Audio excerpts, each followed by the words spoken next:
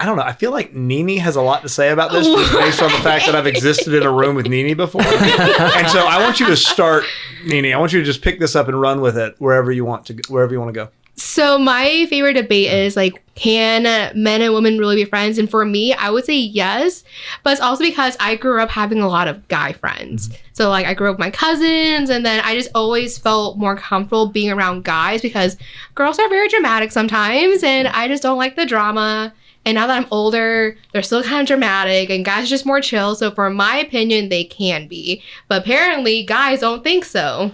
Well, what about like if you're married in a relationship? I think that's normally, because I would argue that men and women can absolutely be friends up to a certain point. But now that I'm a married man, I don't really have female friends. I think you can, but it's also like a respect thing too. I think that as long as both men and women respect each other, then yeah, they can be friends. But if there's no respect, that's a little bit harder. Yeah. Sorry, were you about to say something, Michael? I think that there's the caveat. I like the statement that women can't be friends just to get a rile out of people, but do I truly believe that? No. I think that friends, just like was it Aquinas, or has the 4 different types of friends? Mm-hmm. Useful friends, friends of virtue, friends of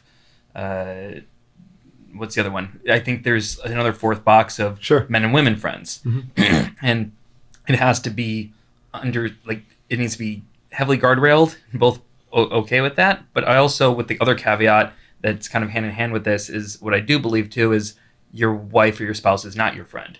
So when people say like, I'm marrying my best friend, I actually don't think that that's like the case. Interesting. And so, and this is something that I actually stole from Michael Berry.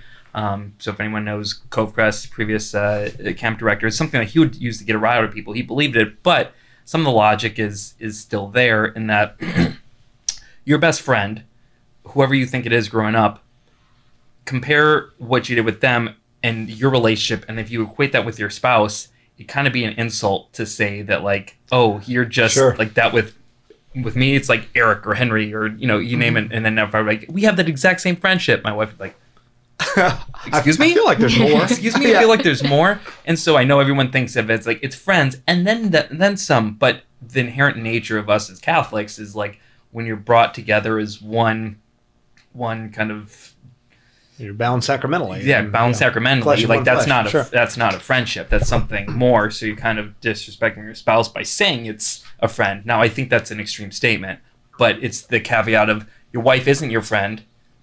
She has all these other plus attributes, but then you can have friends, but they also have these things that can't go into this certain level of intimacy. Yeah, and that's not denigrating, I don't think, the spousal relationship. I think it's elevating it beyond friendship. All right, guys, thank you so much for watching. If you like this video, if you're enjoying the content, be sure to like, subscribe, and go back and watch the full-length video. We talk a lot more about this. We get into some other stuff. I think you'll love it. Thanks.